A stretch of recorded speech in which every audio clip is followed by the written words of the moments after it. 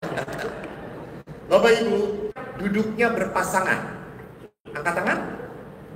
Oke, kita mainkan sedikit ya. Kita main sedikit. Saya ingin tanya, ya. Yang berpasangan angkat tangan begini. Nanti kalau saya kasih pertanyaan, kalau itu adalah saya. Tapi kalau itu adalah dia, tunjuk istrinya. Oke?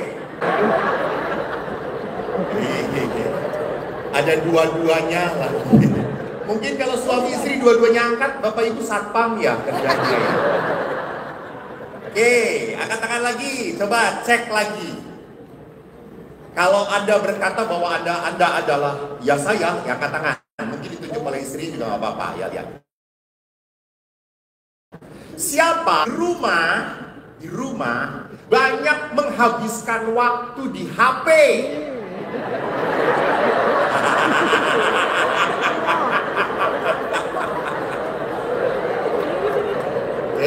Bagus.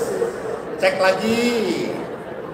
Siapa yang di rumah banyak tidak bijaksana dalam pengeluaran keuangan? Alias banyak belanja.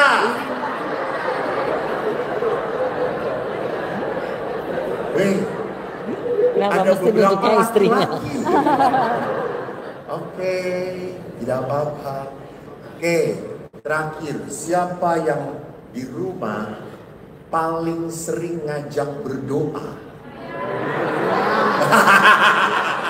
Jengkelin teman saya. Karena ada ketidakjujuran, pertanyaan lagi. Siapa yang di rumah tadi kan mengajak berdoa? Siapa yang di rumah sering mengajak berdosa? Saya. Baik, saudara-saudara yang terkasih, bagaimana sebuah keluarga cinta seringkali terkikis.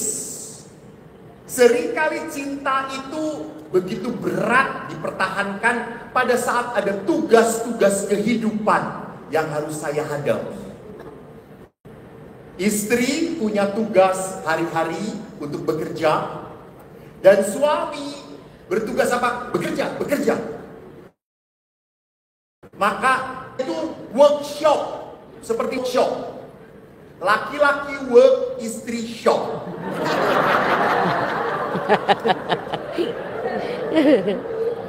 Setuju ibu-ibu? Setuju.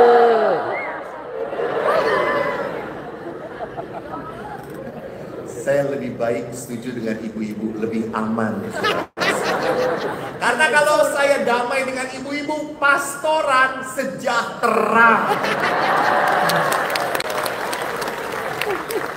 Jarang bapak-bapak datang, Romo. Makanan Romo, enggak pernah. Bapak-bapak datang, apa Romo? Ini kabarin Romo. Jadi saudaraku yang terkasih, di dalam hidup perkawinan, sekali lagi ada dua peran yang harus dimainkan. Satu sisi, ekonomi keluarga harus jalan. Di sisi lain, anak-anak pun butuh perhatian. Istriku pun butuh perhatian. Saya sering mengingatkan bahwa dalam keluarga, lihat, suami kerja, apalagi kalau dua-duanya bekerja. Suami pergi dari rumah semangat karena baterainya masih full. Istri pergi kerja dari rumah semangat, baterainya masih full. Anak-anak pun sekolah, baterainya masih full. Pulang ke rumah, lowbat. Tidak salah kalau di rumah konslet. Hal kecil pun bisa menjadi masalah. Menjadi masalah. Suami tiba-tiba pulang, wangi, parfum. Kamu wangi ya? Habis memeluk siapa? Sudah pasti pikirannya kemana-mana. Padahal dia tidak tahu bahwa kalau di mall itu kan selalu ada SPD yang semprot.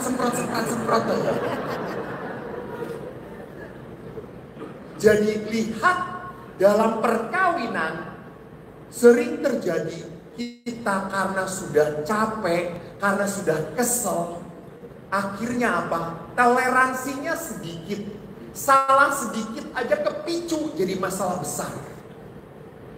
Maka mari kita lihat, kalau perkawinan itu orang nonton itu, Mas, makanya. Bu, kemarin saya pun udah naik mobil sendiri, uangku ketinggalan, pas-pasan. Lah saya kan lapar toh, masuk rest area ke restoran Padang, hanya makan apa? Kikil kuah banyak. Karena kikil cuma 25.000, nasinya 5.000. Terus, Pak, teh? Enggak, terima kasih. Enggak minum, Pak, udah cukup. Hemat ya, Pak, pas-pasan. Makanlah saya nasi Padang itu pelan-pelan, penuh kenikmatan dan penghayatan. Pas hampir selesai, tiba-tiba ada satu keluarga jalan begitu saja di depan saya. Ibunya tuh ngeliatin saya beberapa kali. Lalu setelah saya makan, ibunya tersenyum, maaf, Romo Eko ya? Itu foto, setelah foto selesai, mereka, mari Romo terima kasih untuk keluarga, makanlah di pojok. Saya selesai cuci tangan, lalu saya pamitan, Bu monggo, mari Romo, ya terima kasih. Bu berapa? Sudah dibayar. Sama siapa? Sama ibu itu. Tahu gitu saya pesan.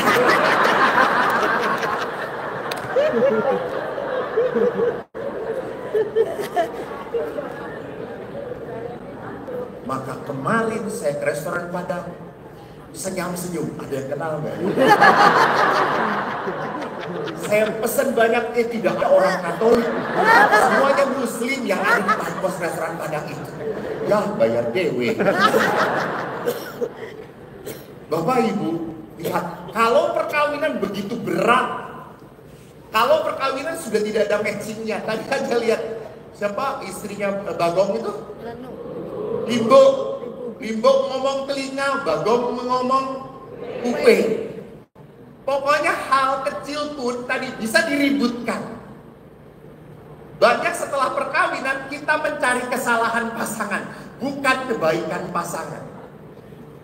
Dibuat-buat, bahkan kita pun ngomong selalu menyakitkan hati pasangan. Selalu dihina. Saya pernah di sebuah tempat resepsi, ketemu seorang bapak, Pak, dengan siapa? Dengan Ibu Romo. Mana? Tuh. Yang mana, Pak? Itu yang dekat tiang, kayak tiang juga gendut.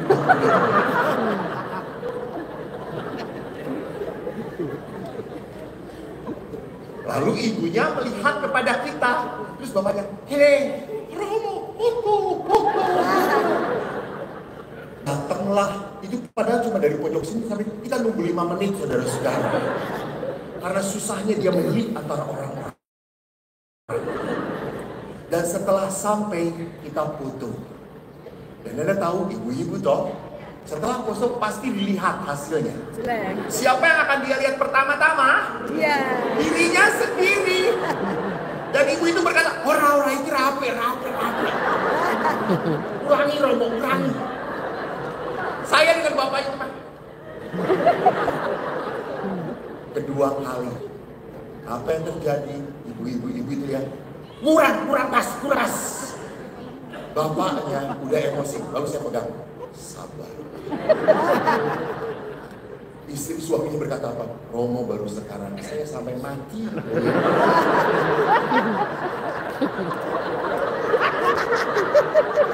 Lalu saya berkata, salam Maria.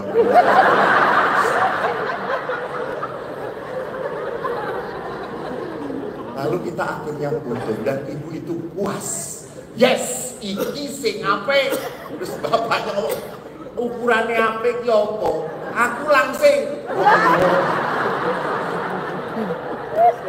Lalu bapaknya tuh lihat foto, Romonya blur mah, ora apa-apa.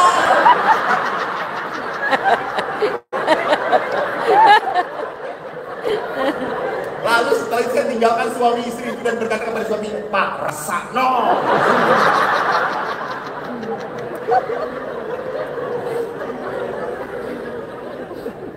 Saudara, tragisnya dalam sebuah perkawinan, kita begitu mudah untuk mengungkapkan ketidakpuasan. Kita begitu mudah untuk mengungkapkan kejengkelan pada pasangan kita. Macam biru, Mbak. Tetapi kita sulit sekali untuk apa? Mengakui, memuji pasangan kita. Nanti kita lihat. Maka apa yang terjadi? Perkawinan itu sudah tidak bahagia lagi. Maka apa yang harus kita bisa lihat? Perkawinan sudah gersang. Banyak harapan dan keinginan yang tidak terpenuhi. Banyak perasaan negatif, marah yang disimpan terus meledak. Sorry to say, itu tadi yang didramatisasi itu bukan bohongan. Cukup banyak pasangan suami istri yang sudah tidak tahan dengan hidup perkawinan.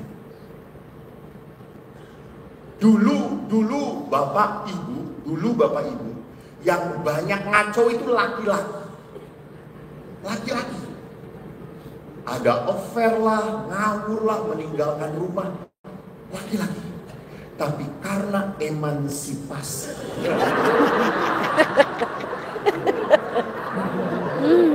yang kebablasan, sekarang banyak wanita yang affair juga.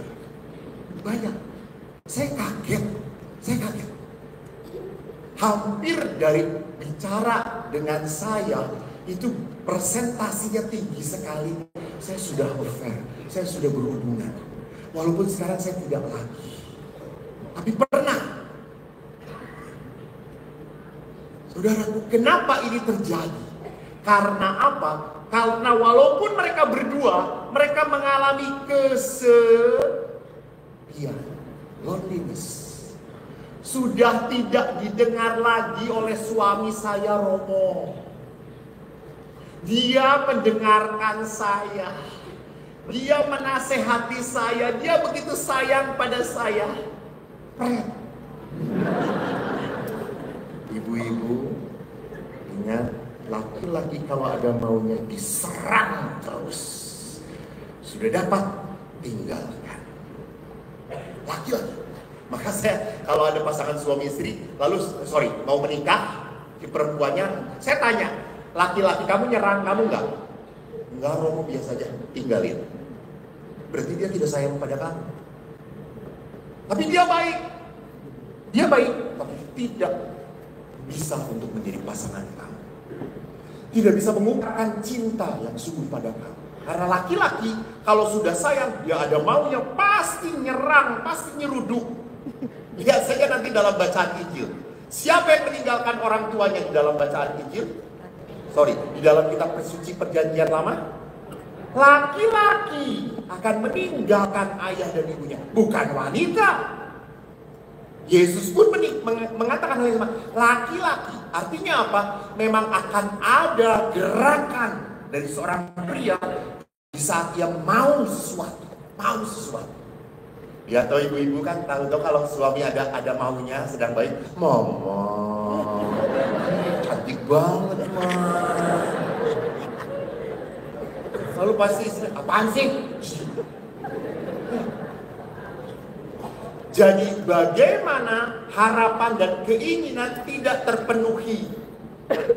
Anda sebelum menikah punya cita-cita, punya mimpi, punya keinginan. Nanti kalau punya keluarga kayak gini. Coba, berapa presentasi yang tidak, buktinya sampai sekarang bertahan. Walaupun kelihatan ditahan-tahan.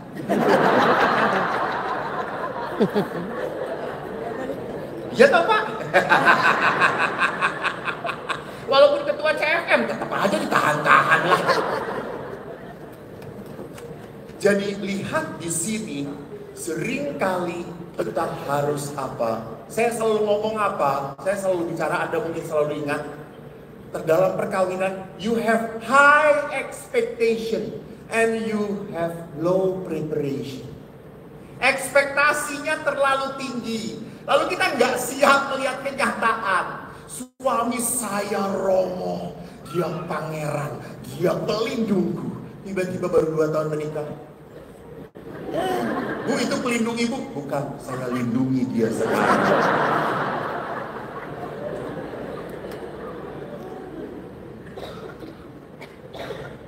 Saya berharap bahwa punya sosok pria yang bisa melindungi. Saya berharap punya sosok istri yang melayani, senyum pagi-pagi. Papa mau kopi manis?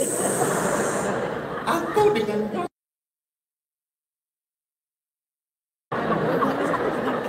lalu suami berkata, dengan racun aja mah. Kita ingin istri melayani, saya capek datang, nggak ngerecokin, nggak ngomong, nggak ngeluh apa-apa. Anda pulang bukan hanya M6 lagi, 16 lagi.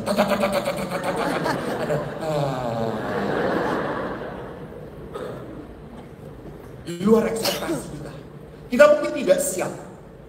Tidak hanya itu, di dalam perkawinan pun banyak masalah yang tidak terselesaikan. Banyak konflik yang akhirnya berhenti dengan apa? Diam. Gak mau solve the problem. No. Karena kalau ngomong, lihat aja suami istri, kalau ngomong ujung-ujungnya berkelahi. Maka saya kalau di dalam retret saya mengajarkan kepada suami, Pak, kalau ada emosi, lihat istri ada terus teriak-teriak, tolong sebelum Anda balas teriak, doakan dulu 3 salam Maria. Lalu Bapak itu berkata, ya enggak jadi teriak toromo. Ya betul. Nanti kita lihat sering kali di dalam perkawinan aksi dan reaksi muncul. Dia kayak gitu, gua juga bisa. Dia bisa high rise the voice, and I can do it. Apa? Kamu gitu, emangnya saya nggak bisa? Dan istri kalau digas, suami langsung, yowes.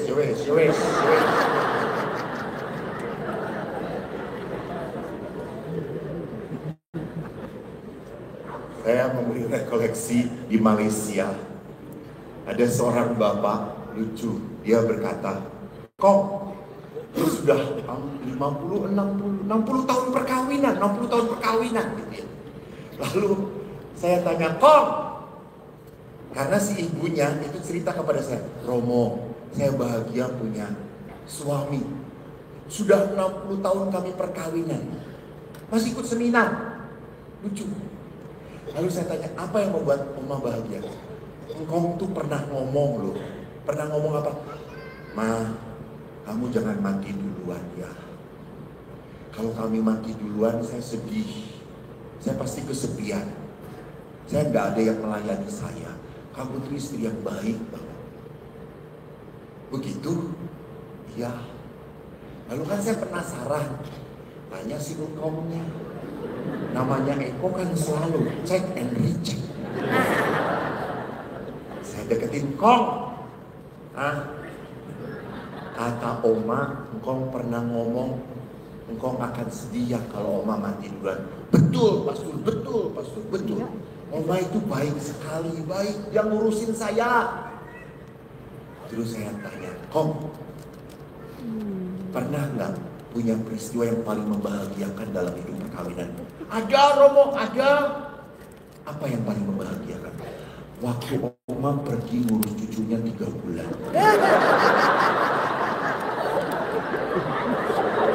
Terus saya sendirian di rumah, itu bahagia sekali. Kenapa? Adem telinganya.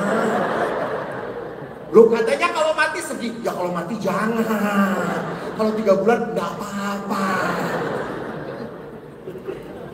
Lihat, menarik bagi saya. Butuh sekali di dalam perkawinan saat-saat gitu, di mana kita untuk apa? Mengambil jarak, tetapi untuk saling apa? Merindukan, merawat api sayang lagi. Betul ya? Saya tuh kalau nggak ada kamu tuh kok merasa jadi kehilangan ya? Itu dirasakan sekali oleh ayah saya. Setelah ayah saya kehilangan ibu, ayah saya selalu berkata apa kepada saya? Ibu ki apik tenan. Saiki aku ki yen sekon dindi Rano sing nyediakno teh naskita. Ombian mbokmu ki sing nang yen gawe naskita wis paling enak tenan le. Dan bapak saya juga suka kopi mbokmu enak. Ya. Bapak selalu cerita akan apa keindahan dan kebaikan yang dia terima. He really miss her. Setelah ibu meninggal. Maka kalau di dalam perkawinan masalah tidak terselesaikan, akhirnya terlalu banyak kemarahan, kekecewaan yang ditumpuk, akhirnya dalam perkawinan kita membangun tembok. Bukan membangun jembatan, tapi tembok relasi. Artinya apa? Wes, terserah. Kowe arep ngopo wae terserah. Modar dhewe. Aku ora ngurus. Maka Bapak Ibu, lawan kata dari cinta bukan tidak cinta. Lawan dari kata cinta bukan benci. Lawan dari cinta adalah apa? Tidak peduli. Tidak peduli. Kalau Anda sudah bapak-bapak, Anda tidak pernah ditelepon oleh istri Anda, berarti istri Anda sudah tidak peduli pada Anda. Jadi kalau Anda masih ditelepon oleh istri Anda 5 menit sekali,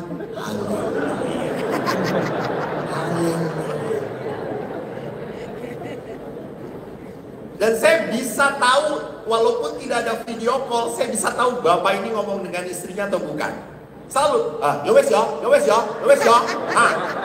ngomong dan ini ya wes ya. Dan ngomongnya pasti kenceng. Tapi kalau dengan teman wanitanya, halo, dan pergi dia menyelinap di bawah telepon. Saya tahu dia sedang telepon dengan cem-cemannya. Tapi kalau bapak-bapak ditelepon langsung diam, dia sedang ditelepon oleh Tuhan. Saudaraku yang terkasih, lihat. Di dalam perkawinan akhirnya banyak tembok-tembok penghalang.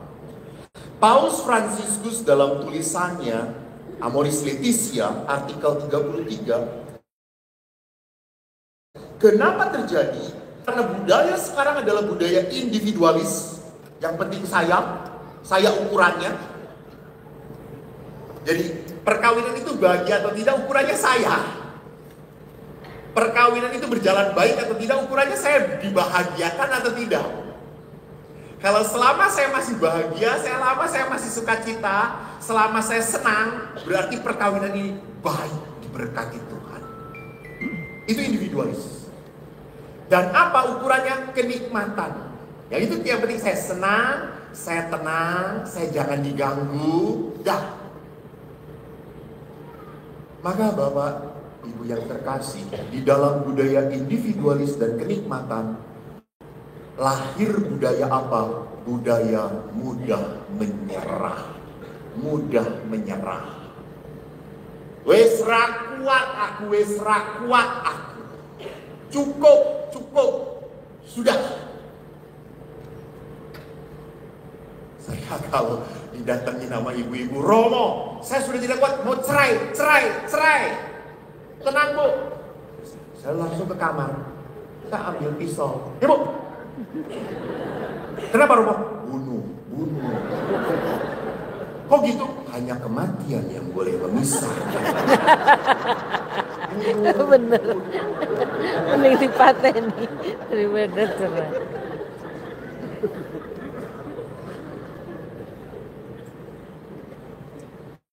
Saya kan pernah cerita juga. Kalau suatu hari suami istri datang konsultasi Romo, padahal saya sudah mau ada acaranya, setengah jam saja Romo, kita ingin ngomong. Oke. Anda tahu apa yang terjadi? Mereka marah-marahan, dua-duanya ingin cerai. Suami istri ini 1,5 jam gak bisa kuhentikan. Ini dua-duanya, suaminya nafas, istrinya sikat. Istrinya narik nafas, suaminya sikat. Jadi kalau suaminya ngomong, istri ini. Suaminya narik napas, sampai akhirnya Eko ini kesel juga. Saya meja ini saya pukul. Diam, selesai, keluar, bubar, keluar. Loh pastor kok marah? Gimana gak marah? 1,5 jam aku kan ngurung kayak ngene itu. Ya pastor kan gembala yang baik, Yesus saya kurang baik. Lama-lama emosi saya juga. Lalu akhirnya saya tanya, Pak, Bapak ngerti nggak apa yang Ibu omongin? Nggak ngerti, Romo. Ibu ngerti nggak yang Bapak omongin? Nggak ngerti, Romo. Bapak nggak ngerti, Ibu nggak ngerti, saya ngerti. Lalu udah begini aja Pak, Bu, begini. Oke. Ibu nuntut cerai, Bapak menuntut cerai. Bapak merasa tinggal di rumah tidak nyaman, tidak suka cita. Ibu selalu menyalah-nyalahkan, melihat kesalahan Bapak, ngontrol terlalu kencang, terlalu keras. Bapak merasa di hadapan bukan istri, ini adalah Kapolda. Betul kan ya kadang-kadang ya. Dan istri Anda merasa suami tidak bertanggung jawab, sudah suami tidak tahu diri, sudah tinggal di rumah mama, masih malas, masih tidak mau kerja keras. Oke, Pak, betul, saya setuju, Bapak kurang tanggung jawab. Tapi ingat, cerai tidak boleh ya Pak. Tidak ada dalam gereja Katolik kata cerai. Pisah sementara saja ya. Maka Bapak pulang. Ingat, ambil koper. Sebentar, kopernya atas nama istri atau atas nama Bapak? Kalau atas nama istri, saya pinjemin koper saya. Pulang, baju Bapak, masukin koper, pergi dari rumah, terserah, tapi tidak ada cerai. Pergi dari rumah. Supaya Bapak bahagia, karena di rumah pun tidak suka cita. Ibu bahagia, karena Bapak pergi dari rumah. Selesai, titik. Tapi ingat ya Pak, Bapak menyumbang 2 anak bermasalah ke dalam gereja. Bapak menyumbang 2 anak terluka batin ke dalam gereja. Lalu istrinya berkata apa? Jangan Romo, nanti kalau suami saya pergi, gimana dia makan? Gimana dia tidur? Lalu suaminya, ya nggak kayak gitu Romo. Saya kan masih sayang dengan istri saya. Kan saya yang mencintai dia. Terus maksudnya apa? Oh tak pateni lo.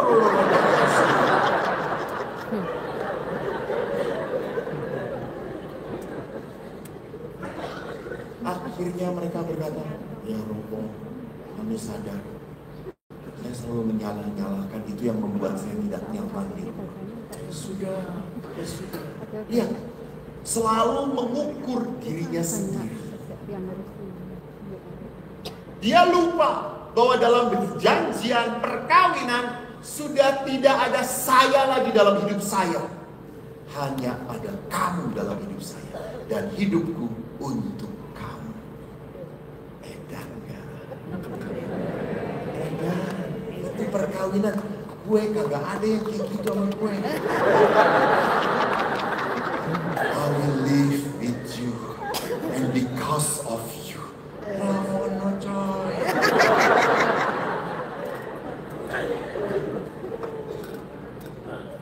Maka permasalahan seringkali tadi membuat orang mudah menyerah. Karena apa? Karena saya ukurannya. Dia lupa apa yang dia katakan dalam perkawinan. Maka di dalam Amoris Laetitia pun seringkali dikatakan apa? Mencintai itu seperti anak-anak. Saya sayang kalau kamu membuat saya bahagia. Saya sayang kalau kamu membuat saya senang. Dibelikan apapun. Kalau dibelikan, aku pasti mencintaimu. Aku pasti merawatmu. Aku pasti menyenangkan kamu juga. Ya. Maka kalau tidak, dia akan marah-marah, dia akan kecewa. Demikian juga cinta seorang remaja yang punya kritik, ngomongnya pedes selalu. Saya selalu ingat peristiwa di Pratista, di rumah retret saya, waktu retret Pasutri. Kan waktu retret Pasutri, pria itu paling senang kalau duduk, itu tidak banyak omong. Duduk, menang, wong loro, wes, itu menikmati.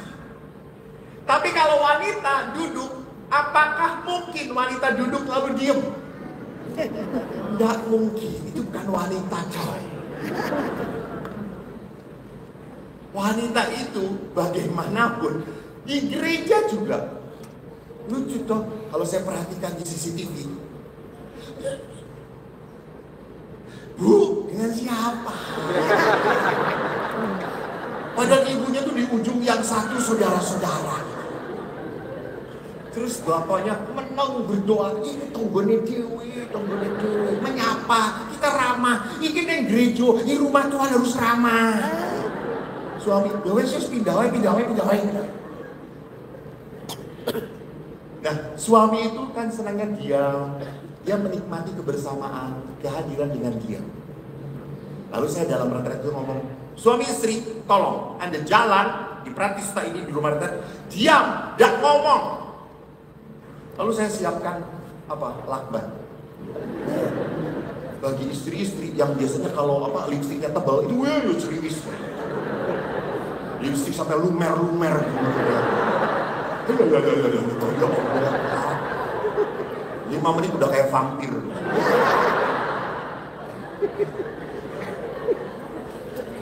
Lalu saya gak ada yang bicara ya. Nikmatin aja, pegangan berdua, rasakan tangan istrimu yang sudah sama semua besarnya. Jari kelingking dengan jari jempol sudah sama, saudara-saudara. Lalu mereka jalan. Saya tuh memperhatikan dari atas. Ada seorang ibu nggak tahan, masuk dalam godaan. Dia ngomong kepada suaminya, Pak, itu mentoknya lucu ya Pak. Lalu bapaknya juga, dasar bapaknya, nggak mau nyaman. Bapaknya, iya gendut kayak kamu. Wah, ribut mereka.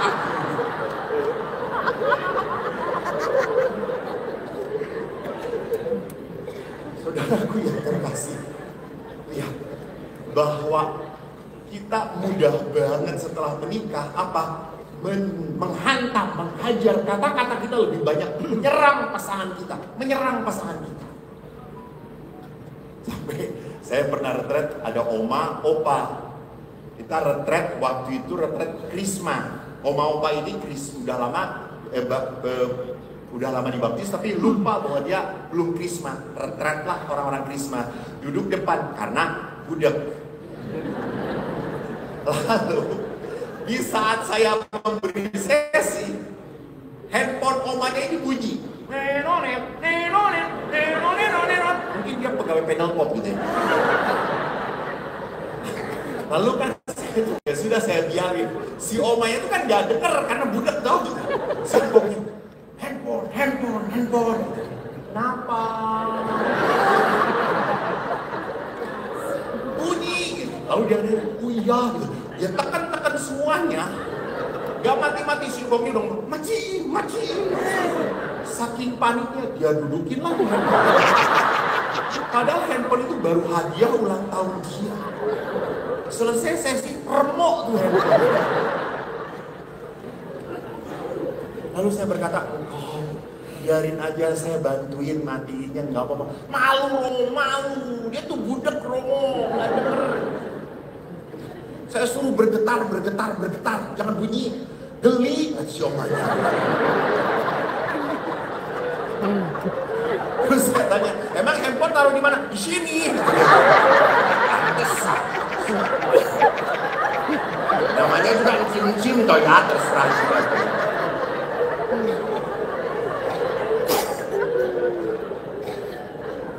Yang berikutnya permasalahan yang tidak kalah sulit dihadapi adalah masalah ekonomi. Bapak Ibu, ingat, pendidikan sekarang mahal atau murah? Mahal atau murah? Maka kalau Anda mau mencari pendidikan yang murah dan berkualitas, sangat dharma.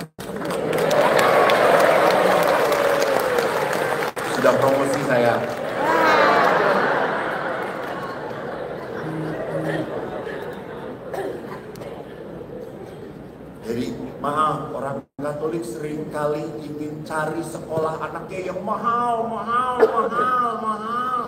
Apalagi luar negeri. Hah, pulang ke Jogja tetap aja jaga toko.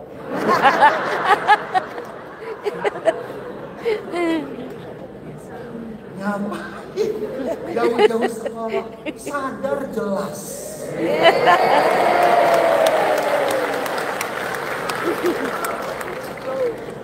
Ya mungkin kualitasnya ya,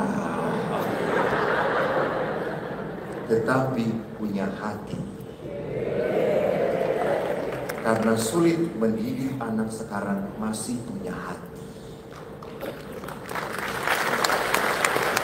Gampang mendidik orang pintar, tapi mendidik orang punya kasih, berbelas kasihan, hidup benar, itu tidak mudah.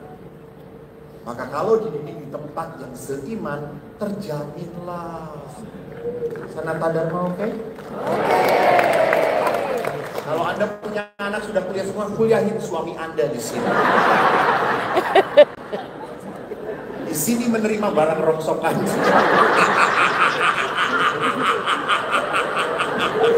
Daripada suruh jadi pastor.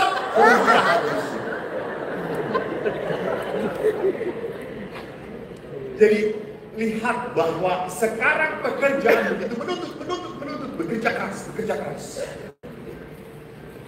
Saya kagum dengan salah satu anggota CFM. Benar, saya kagum. Si bapak ini punya istri bekerja keras. Dan dia mengatakan, Romo, keluarga saya, istri yang bekerja. Lalu bapak, saya kerja di dapur. Betul, dia masak lebih enak daripada istrinya. Pernah saya datang ke rumahnya dan istrinya masak, kami semua mencret.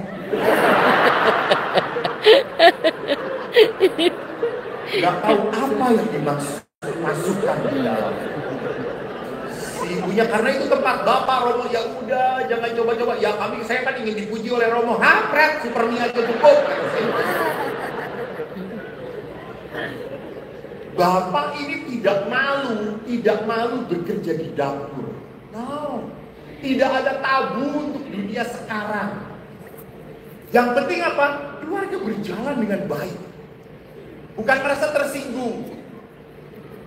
Seringkali kan kalau udah suami istri bekerja dua-duanya, istri salary-nya lebih besar, lalu suaminya di bawah istrinya, langsung minder. Karena suami minder, hati-hati, seringkali menunjukkan lewat apa? Kekerasan. Karena dia tidak terima.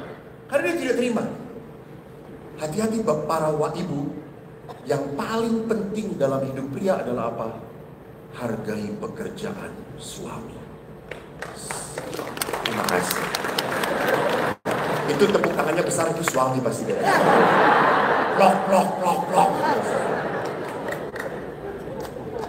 Hargai. Karena suami kalau pekerjaannya tidak dihargai, ia merasa hancur hidupnya, tidak ada gunanya.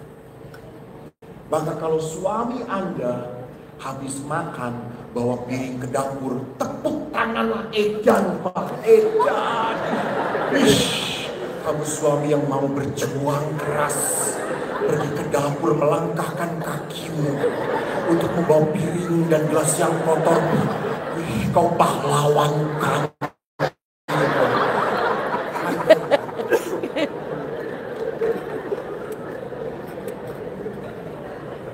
Suami Anda tiba-tiba nyapu, langsung hargai. Papi, memang papi selalu banyak berkorban. Hargai. Jangan menghargai kegantengan mereka, gak ada gunanya. Suami gak akan pernah tergerak. Papi makin ganteng, alah. Tapi kalau bagi perempuan, bapak-bapak, itu penting sekali. Jangan pernah macem-macem. Bagi perempuan cantik, beautiful is. Saya gara-gara memuji seorang ibu, cantik banget. 2 hari kemudian Cukyok datang soalnya. Lagi panggang datang. Gara-gara, oh ibu cantik. Padahal saya salah melihat.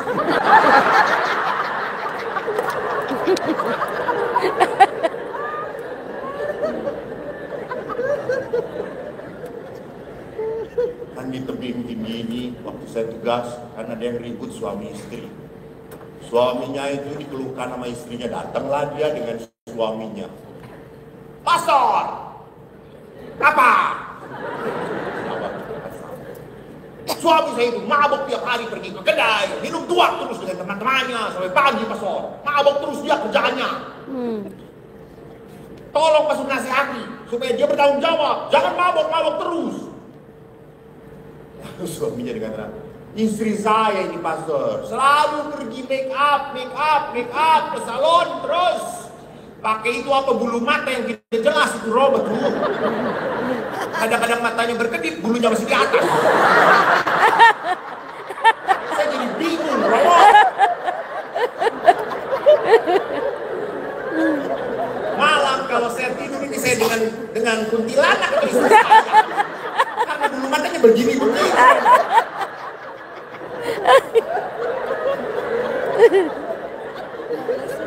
Ini pekerjaannya 2 hari sekali, pedikur, beres-beres selalu, Romo. Lalu istrinya berkata, papi, saya itu ke salon supaya saya cantik, supaya kamu bangga kan suami punya istri cantik. Bagus kan? Lalu suaminya berkata, ya saya juga mabok, itu bagus kan supaya kelihatan kamu selalu cantik kan?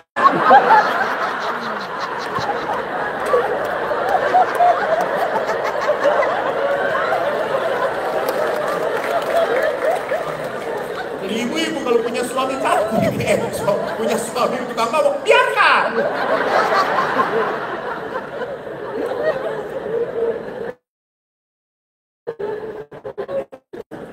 Tidak hanya masalah ekonomi yang membuat berbeban, adalah masalah apa? Karakter pasangan yang berubah.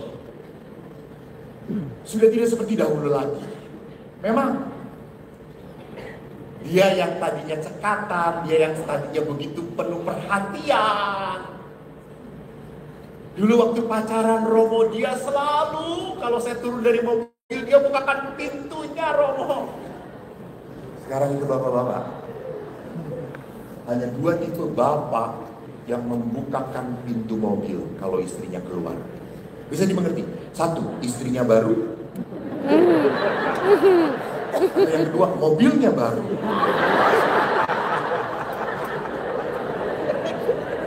Ya Anda tahu kalau mobil baru, istri kan main jegar. Suami, masih kredit. Ya Allah, pintu udah hancur. Tapi ada satu obat di Bandung, saya pernah dijemput, istrinya di samping, saya di belakang. Siapa itu? Turun, buka, istrinya pulang, tutup. Kaget saya, mana tua? Turun lagi, habis nyantar saya, itu, opa sayang banget melayani istri. Kenapa? Itu bukain pintu. Itu pintunya sudah tidak bisa dibuka dari dalam.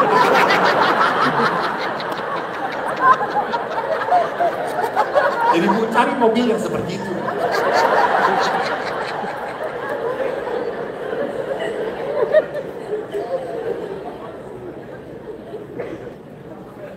Berubah karakter suami. Lihat aja suami waktu pacaran, Bu. Pak, waktu pacaran. Ibu, waktu pacaran dipegang nggak sama suami? Dipegang nggak? Dipegang toh? Ya dipegangin, selalu tuh dipegangin. Setelah menikah, betul. Kalau di mall dipegangin.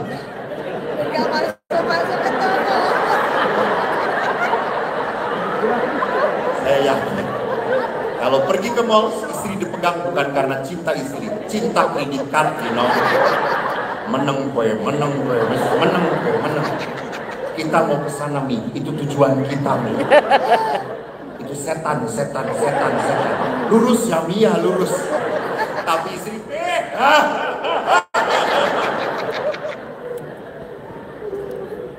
kalau punya istri yang seperti itu, kayak anak kecil, dirantai aja. Jadi lihat, bapak-bapak, bagaimanapun istri butuh sekali untuk tetap dipegang. Dia merasa dimiliki. Asal jangan salah pegang ya Pak. Karena pernah saya, bapak-bapak dengan tenangnya megang, lalu keluar, dia pegang yang lain. Istrinya, salah maaf nih. Pantasan kok lebih lembut nih.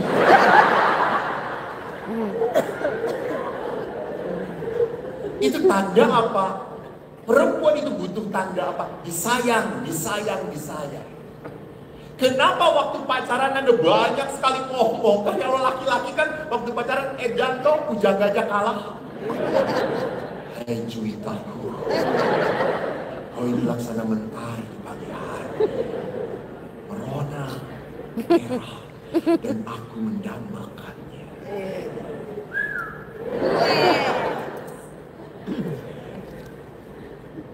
Setelah menikah, munculkah kata-kata pujangga itu? Tidak. Bahkan hari perkawinan pun lupa. Tanggal perkawinan ditanya sama istrinya, "Papi, ingat tanggal berapa ini?" Jumat Kliwon nih.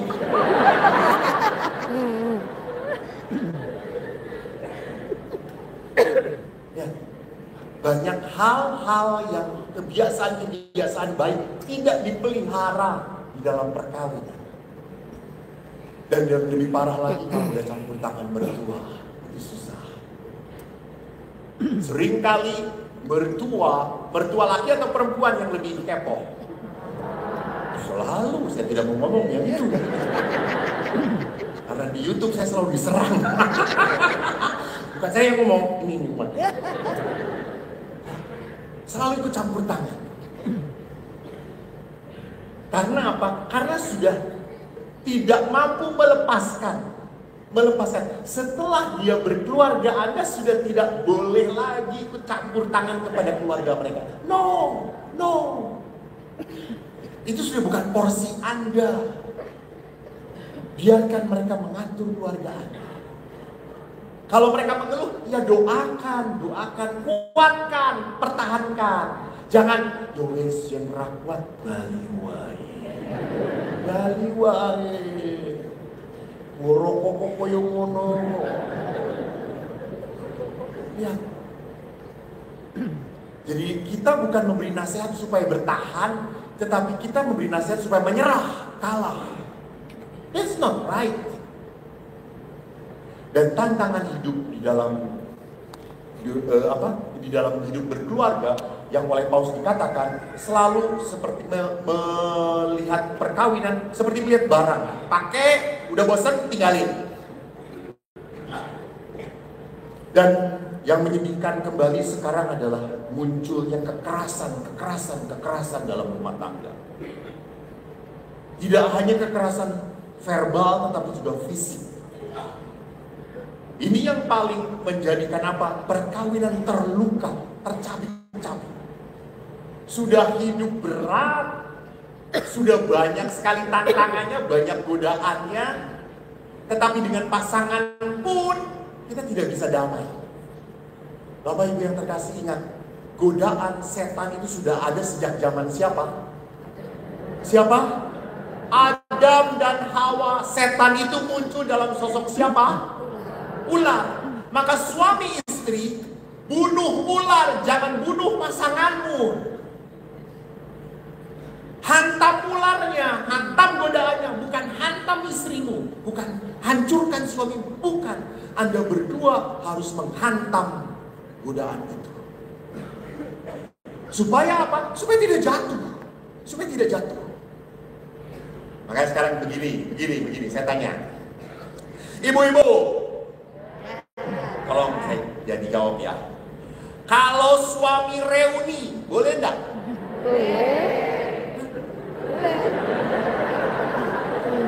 Yang ini. Kamu jadi tuli ya? Kalau suami reuni, boleh enggak? Boleh. Oke. Kalau di reuni itu suami ketemu mantannya. Boleh. Boleh nggak? Boleh, tapi ibu ada di sebelahnya dia. Berikutnya, ibu-ibu. Boleh nggak ibu-ibu membuka dan membaca WA suami? Hah? Boleh atau tidak? Lihat, wanita superwoman, boleh. Dan suami?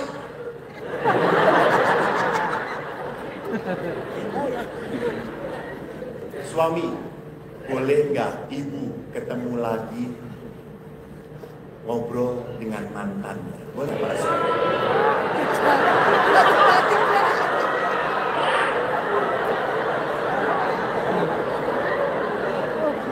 Tegas sekali saudara-saudara.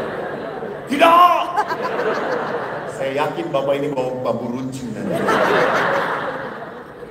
Lihat, bahwa apa yang Anda katakan belum tentu seia sekata dengan pasangan Anda. Anda punya pendapat yang pasti berbeda dengan pendapat pasangan Anda. Nah, mari kita sekarang, setelah kita lihat banyak masalah. So, apa sih hakikat perkawinan Katolik itu? Pertama, Tuhan Allah berfirman, tidak baik kalau manusia itu seorang diri saja. Ingat, yang mengatakan Tuhan. Jadi sejak awal, memang hubungan perkawinan adalah hubungan yang direstui oleh Tuhan. Memang sejak awal hubungan perkawinan adalah hubungan yang baik sekali, diberkati oleh Tuhan. Ingat Bu, mujizat pertama terjadi di mana? Kana. Di mana Bu? Hah? Di mana? Perkawinan Kana. Perkawinan kurang anggur.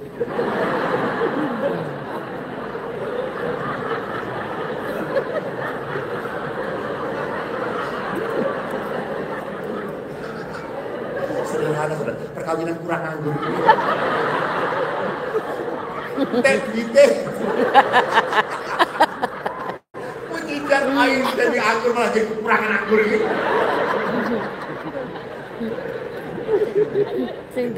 Mujizat pertama terjadi tidak di bait Allah, tidak terjadi pada saat berdoa, tetapi dalam perkawinan. Maka lihat, tidak baik kalau manusia seorang yang saja. Aku akan menjadikan penolong yang sepadan. Lihat, ini Tuhan. Maka Yesus mengatakan indah sekali. Dia seal, dia beri dia beri label, dia beri stabilo, dia kencangkan. Dikatakan apa? Apa yang telah dipersatukan Allah. Jadi perkawinan tidak hanya dikehendaki oleh Allah, tetapi perkawinan pun disediakan oleh Allah. Maka saya kalau ke pasangan suami istri, saya selalu ngomong kepada anak muda, tolong lebih baik nunggu pasangan yang sesuai dikehendaki Allah, suami yang baik, daripada harus membereskan calon suami yang sudah hancur. Sulit. Bersabarlah, berdoalah. Karena kalau di sini dikatakan apa? Tuhan, dikatakan Tuhan, apa yang dipersatukan Allah. Berarti apa? Tuhan yang memberi, Tuhan yang menyediakan. Dan kalau sudah Tuhan menyediakan, lihat reaksi Adam bagus banget. Inilah tulang dari tulangku dan daging dari daging. Adam menerima Hawa bukan sebagai nomor 2, tetapi sebagai bagian hidup. Hanya dengan Hawa dia bisa berbicara, dia bisa bertukar pikiran, dia bisa bertukar pendapat, dia bisa bertukar hati, wawan rasa dengan Hawa. Nah, sekarang menyedihkannya, orang lebih senang menikah dengan anjing. Anjing baik Romo, dikasih makan tugas-tugas. Suami udah dikasih makan, Maka keluarga muda sekarang pun menyedihkannya apa? Lebih senang memelihara pet daripada anak. Anak dilihat sebagai apa? Sebagai yang mengganggu, bukan buah kasih sayang. Sebagai yang merusak kebahagiaan. Menyedihkan ya. Nah, bagaimana Adam dan Hawa bisa bersatu? Ini kata-kata Kejadian. Laki-laki meninggalkan keluarganya, ayah ibunya. Ingat, keluarga adalah yang paling berharga, betul atau tidak? Meninggalkan. Lalu apa? Lalu dia bersatu dengan istrinya. Bagus dalam bahasa Inggris. Living and clinging. You cannot cling if you do not live. Anda tidak akan bersatu, tidak bisa bersatu kalau Anda tidak bisa meninggalkan. Itu. Bapak Ibu, perkawinan adalah kesatuan yang hanya bisa terjadi kalau Anda berani meninggal nikah. Saya harus berani meninggalkan. Karena apa? Karena saya ingin bersatu dengan pasangan hidup saya. Jadi saya tidak bisa ada di dua kutub. Saya nggak mau meninggalkan, tapi mau bersatu dengan dia. Hancur. Anda boleh punya hobi, boleh. Kenapa tidak? Tapi pada saat hobi itu merusak persatuan Anda, berarti Anda sudah terlalu cling. Bersatu dengan hobi Anda. Lupa bahwa cling yang pertama adalah dengan pasangan, bukan dengan hobi Anda. You must live. Ini menyenangkan homo. Ya sudah. Maaf, seringkali saya kalau mau mau menikah, lalu saya tanya, Anda lebih berbahagia di mana? Di kerja Anda, di prestasi kerja, atau hidup dengan dia? Di saat dia menjawab, saya lebih berharga, saya lebih senang hidup dalam kerja saya. Kamu gak bisa menikah.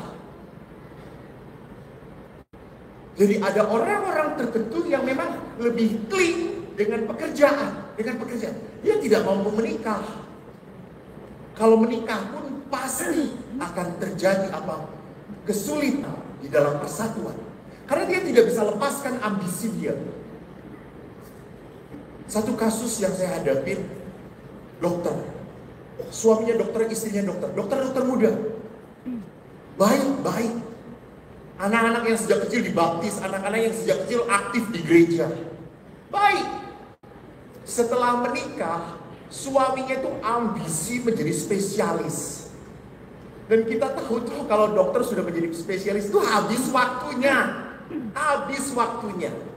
Tapi dia ambisi. Akhirnya istrinya dengan berat hati, ya sudahlah, oke, silakan. Padahal itu tidak menjadi sumber pembicaraan sebelum perkawinan. Sebelum perkawinan, oke, saya nggak akan ini. Tapi setelah perkawinan rupanya ambisi dia.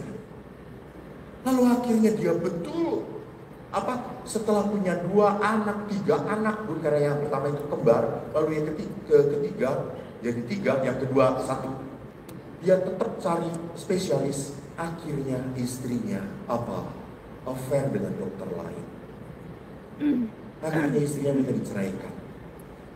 Dia berkata, suami saya lebih senang dengan dokternya daripada dengan saya. Tidak mau menikah. Karena apa? Karena dia tidak bisa live untuk cling dengan pasangannya. Karena keduanya menjadi satu, hanya mungkin kalau live. Maka perkawinan di dalam gereja Katolik, di dalam surat Rasul Paulus kepada jemaat di Efesus adalah apa? Walking in love. Dalam bahasa Inggrisnya bagus. And walk in love as Christ also had loved us. Tapi dalam bahasa Indonesia memang, dan hiduplah dalam kasih. Jadi perkawinan itu walk in love, not falling in love. Kalau falling in love itu tidak sengaja. Orang jatuh direncanain nggak? Ya enggak lah. Masa saya ngomong, saya akan jatuh di situ. Enggak. Orang yang namanya jatuh itu pasti tidak sengaja. Tidak ada rencana. Tetapi kalau walk in love itu berarti apa? Ada tujuan, ada usaha, ada kesadaran. Bu, saya tuh paling tidak suka kalau tidak tanya. Bu, tapi tanyanya ke Bapak.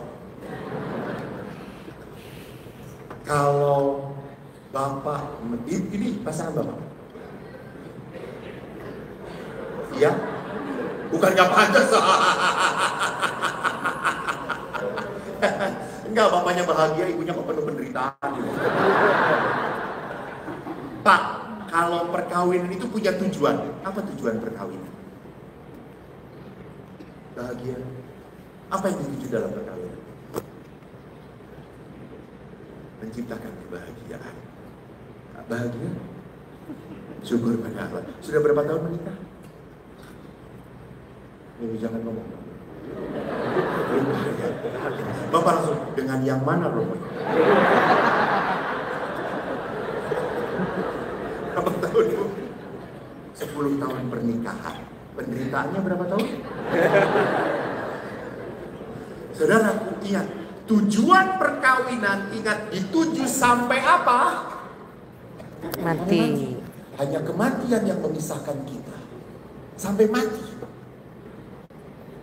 Ini tujuan perkawinan. Maka perjalanan perkawinan saya itu harus siap sampai mati. That is walk in love. Dan walk in love, maka dari itu karena ada kesadaran, ada tujuan, yang ada tidak bukan emosi, tetapi yang ada apa? Devosi. Devosi itu apa? Saya masih mengagumi pasangan atau tidak. Coba yang masih berpasangan, pandang pasangan Anda. Anda makin kagum atau makin sebel? Bapak itu kurang ajar lihatnya. Agak orang kayak lihat hantu, Pak. Bu, nanti malam sekat. Jadi apa? Saya harus memelihara devote, rasa sayang, rasa kagum, tetap. Bukan emosi. Kalau emosi sih selalu gitu, melihat selalu emosi, lihat selalu emosi. Maka lihat dalam perkawinan, not feeling, but willing. Bukan feeling. Kalau feeling udah gak ada perasaan lagi, perasaannya cuma jengkel doang. Betul atau tidak? Oh, ibu-ibu langsung benar Romo. But perkawinan itu bukan hanya feeling, tetapi willing. Maka saya suka before married, feeling lead your decision. Kan kalau sebelum perkawinan kan ada, ih demen banget, ih sayang banget, ih baik banget. Coba setelah perkawinan, ih nyebelin, ih saya bunuh aja ya, ih kora modar-modar.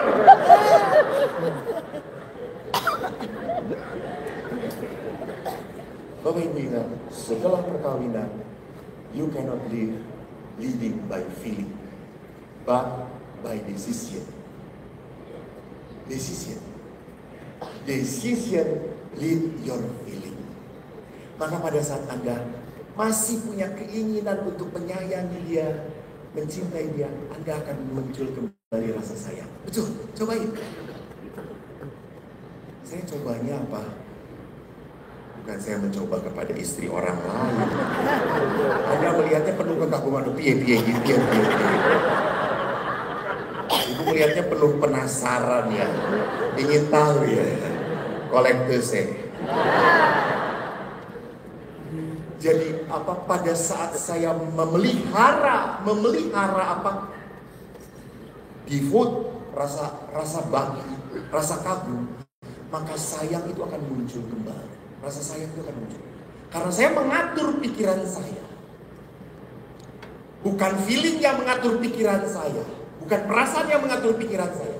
Kalau perasaan yang mengatur pikiran saya, seringkali suami yang udah ngomong kayak gitu, kita tidak mau dengar. Tapi kalau Romo parokinya ngomong kayak gitu, dia langsung dengar. Kurang ajar nggak? Maka, konon katanya orang Jawa mengatakan, kalau dalam perkawinan, suami istri makin lama hidup, makin mirip wajahnya. Betul? Coba Pak lihat. Makin mirip wajahnya. Wah, suami, coba makin mirip. Menjadi masalah besar kalau istri Anda makin mirip Romo paroki.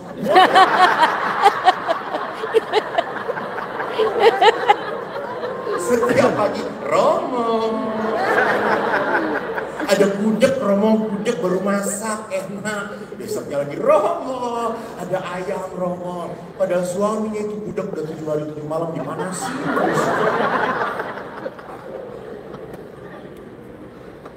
Bapak Ibu yang terkasih, my married, your decision lead your feeling.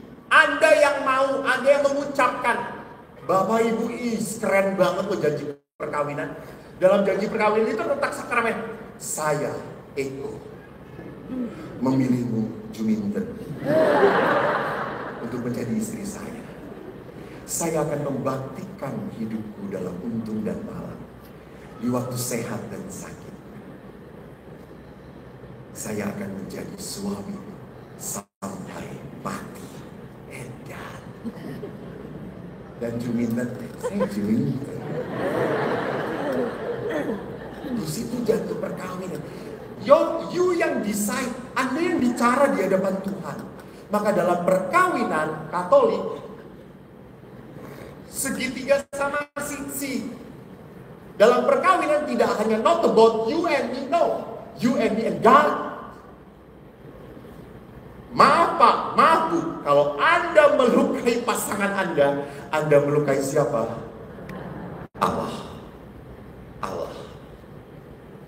Anda berdoa dengan baik kepada Tuhan, tetapi Anda menyakiti pasangan Anda, doa Anda adalah palsu, bohong. Anda dekat dengan Tuhan, harusnya mendekatkan juga dengan pasangan Anda. How come? Bagaimana mungkin? Karena marriage is not a contract. Marriage is a commitment. Kalau kontrak itu misalnya saya mau membangun gereja dengan Bapak. Lalu Bapak, berapa tahun Pak? Setahun. Sudah 2 tahun, 3 tahun, tidak selesai-selesai. Karena CFN, sibuk urus CFN. Kalau kontrak, saya berhak memutuskan atau tidak? Memutuskan hubungan? Berhak, karena kontrak. Dan kalau selesai kontraknya, selesai tugasnya. Kita tidak ada ikatan lagi. Kalau komitmen tidak. Kalau komitmen, yang ada adalah apa? Responsibility, rasa tanggung jawab. Saya bertanggung jawab atas kebahagiaan pasangan saya. Coba tanya kepada pasangan, Mam, you bahagia nggak dengan saya? Coba Pak tanya sekarang. Sebelum malam ini Anda dipanggil oleh Tuhan. Lu siapa tahu toh yo? Saya nggak mendoakan. Tanyalah pasangan Anda, apakah kamu bahagia dengan saya? Jangan bertanya apakah saya bahagia dengan kamu. No, ask, dia bahagia nggak dengan saya? Kalau dia mengatakan orang, sudah, bagaimana aku membahagiakan kamu? Karena kau berharga bagiku. Tolong jangan tepuk tangan, lakukan, ya Allah. Gue yang gak kawin aja jagoan.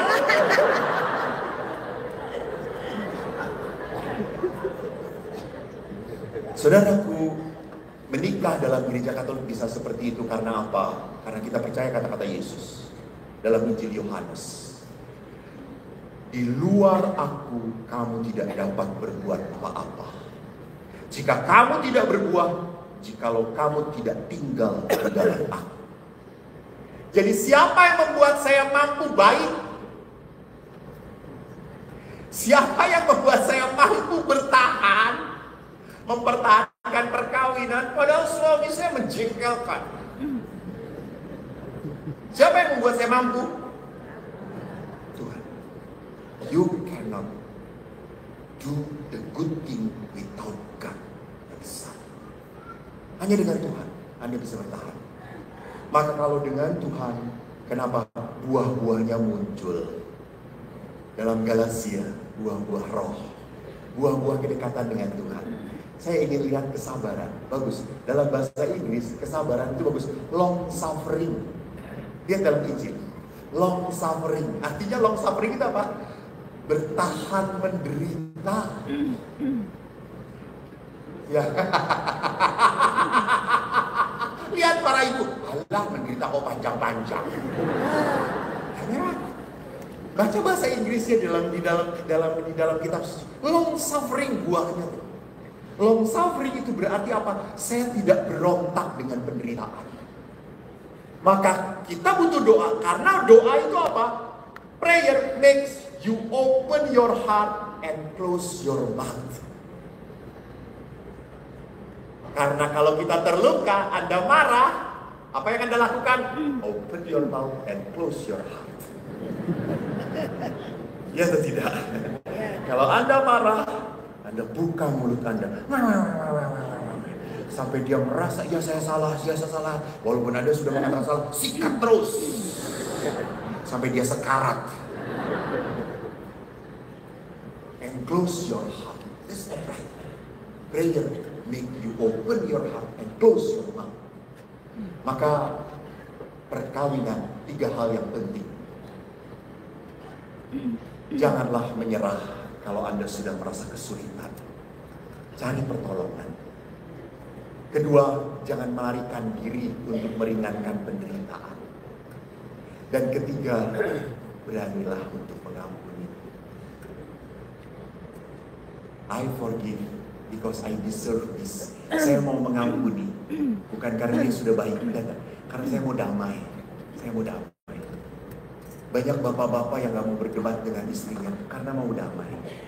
Yowes me.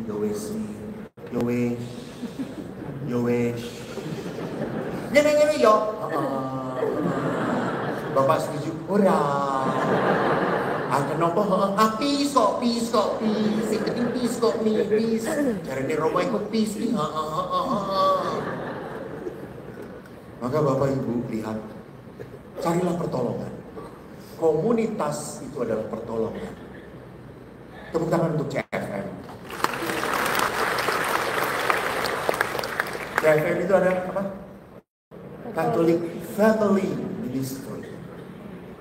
Ini pasangan suami istri yang melayani. Tapi pelayanan pertama terjadi harus di mana? Di rumah. Mereka tidak pernah boleh meninggalkan rumah untuk pelayanan. Beres EC. Betul nggak rampung-rampung? Ya nggak apa-apa. Nggak ada yang nanti saya membereskan istri saya. Anda bereskan istri saya, Anda masukin ke dapur kunci. Nah itu beres. Gak bisa, betul. Tapi bukan berarti kalau udah beres itu kita tidak ada konflik. No, tetap kita sama-sama sedang berjuang. Gak ada selesainya sebelum kita mati. Maka kita perlu komunitas. Komunitas yang baik akan membuat jalan hidup Anda baik. Coba kalau komunitasnya ibu-ibu dengan komunitas ibu-ibu yang gak jelas. Lalu kan pasti toh ibu-ibu kan cerita toh tentang suaminya. Gak mungkin ibu-ibu gak cerita tentang suaminya. Apa sih kecuali suster. Bukan karena suci, karena gak punya suami. Suamiku kayak gitu, aduh aku udah gak betah, aduh aku capek, aku berat. Tenang aja lu, putus aja gak apa-apa, lu cerai gampang lu masih oke, lu masih seger, lu masih aduhai lu. Yang tajir masih dapat lu. Kalau salah komunitas, maka kita butuh komunitas. Ada persekutuan doa, ada camp, ada SEP. Begitu banyak syukur kepada Allah. Sekarang gereja Katolik banyak komunitas-komunitas yang baik loh. Gak seperti zaman dulu. Semuanya terserah romo. Lah kalau romonya edan kayak gini. Yang kedua apa? Jangan meminum racun. Yesus pun ditawari racun. Ingat, Yesus ditawari minum 2 kali. Yang pertama dia tolak, karena itu racun peringan kesakitan. Yang kedua diminum oleh Yesus karena dia haus. Racun perkawinan adalah apa? Pornografi, judi, minum, overeating, hang out, jalan terus, keluar. Pokoknya apa? Yang penting saya nggak sumpah, yang penting saya nggak pening. Sehingga apa? Kalau orang melarikan diri kepada aktivitas, kepada kesibukan, dia sudah mati rasa kepada pasangan. Dia sudah tidak punya rasa kasih lagi kepada pasangan. Yang ketiga, tadi saya mengatakan pengampunan. Yesus pun mengatakan 7 kali. Dan yang terakhir saya mau mengatakan apa? Saat terluka dan menderita, kita harus menyembuhkan luka dengan pengampunan. Doa yang indah Bapa kami pun mengatakan, ampunilah kesalahanku seperti aku pun mengampuni kesalahan orang yang bersalah padaku. Doa yang diajarkan Yesus pun mendaratkan pada pengampunan. Kita mengampuni bukan karena kita baik atau demi pertobatan yang bersalah, bukan. Kita mengampuni karena kita tidak mau hidup kita dirusak, dihancurkan oleh luka, oleh kemarahan. Maka saudara-saudariku yang terkasih, kita punya figur istimewa dalam gereja Katolik, Bunda Maria. Anda tahu Bunda Maria mempunyai gelar yang dahsyat sekali, Mater Dolorosa, Bunda berduka cita. Saya kalau doa malaikat Tuhan dan menatap patung, apa itu namanya? Pieta. Saya seringkali wow.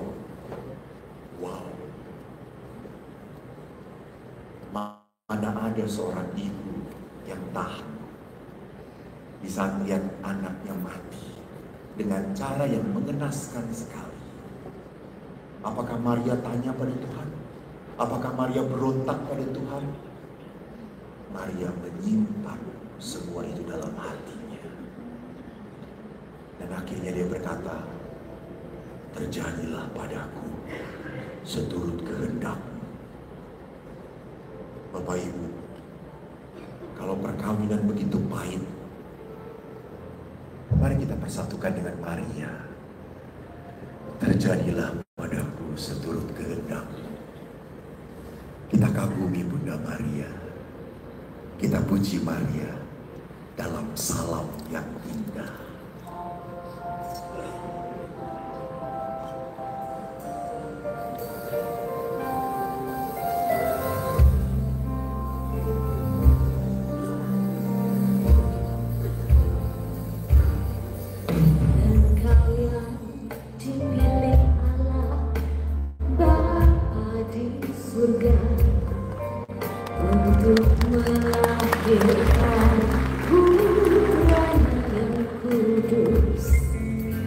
Engkaulah Bunda Kristus, Bunda Sang Penebus segala dosa manusia.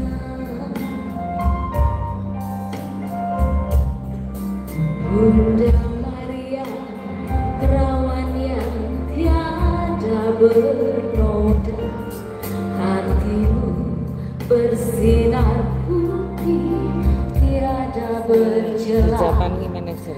Engkau Bunda Yang hijaban Awasi, tadi gimana sih? yang diangkat ke surga penuh kemuliaan.